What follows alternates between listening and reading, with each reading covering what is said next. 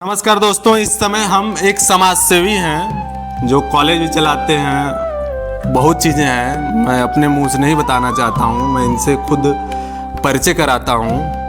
हर व्यक्ति के सुख दुख में जाते हैं। आइए मैं इनसे बात करता हूं। अपना परिचय दे दें भैया। सबसे पहले मैं आपके चैनल को धन्यवाद देना चाहता हूं, गांधीवादी न्यूज। और मेरा नाम ओम प्रकाश सिंह यादव, रेशमी ग्रुप ऑफ कॉलेज के प्रधानाचार्य हैं और समाज सेवी हैं।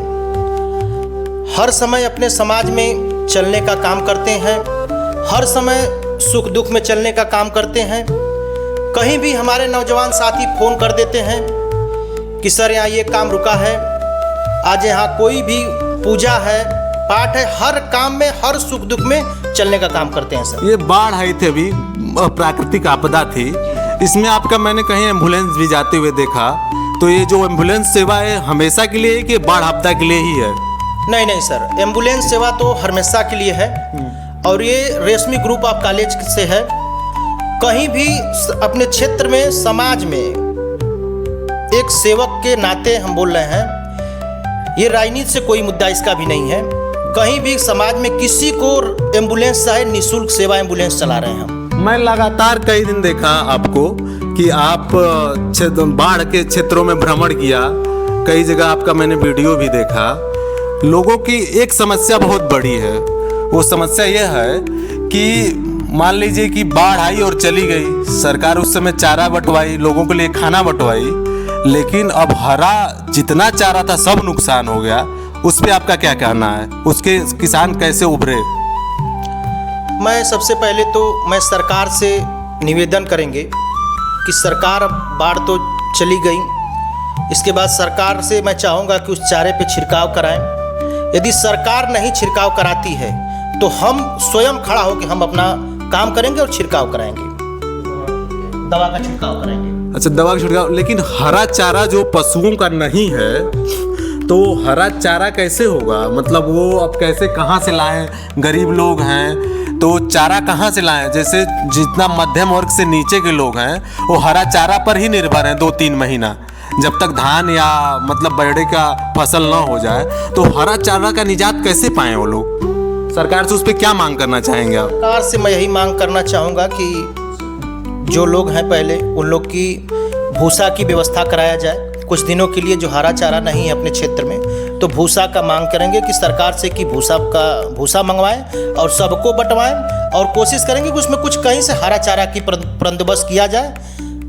अच्छा, ये बताइए ओम प्रकाश जी कि जैसे अभी बाढ़ तो चली गई, ठीक है, फिर भी आ सकती है, फिर लोग वहाँ बीमारियाँ पशुओं को भी होती है, आदमियों की होती है। तो इस पे स्वास्थ्य विभाग से क्या आप कोई बात किए, या मतलब आप अपने तरह से बात पहुँचाना चाहते हैं स्वास्थ्य विभाग के लिए कि जिससे क्षेत्रीय जनता को उससे फायदा हो सके, निजात मिल सके रोगों से?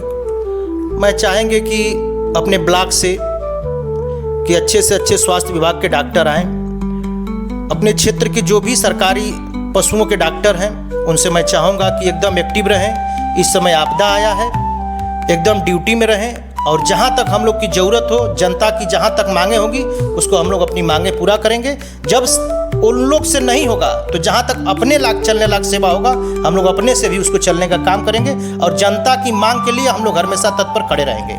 अच्छा, ये बताइए कि आपका कॉलेज भी चलता है, तो इस पे क्या बच्चों को कैसे एडमिशन की सारी प्रक्रिया आप लोग कराते हैं? निःशुल्क भी होता है, जैसे जिसके माता पिता ना हो, जैसे कुछ बच्चे अनाथ होते हैं, किसी का पिता का साया चला गया हो, तो उन बच्चों के लिए कोई सुविधा है?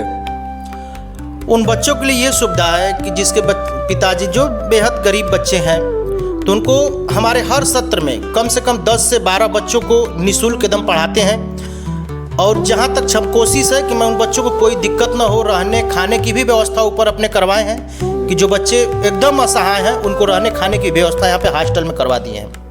ये हमारी बात हो रही थी, समाज सेवी हैं ओम प्रकाश जी।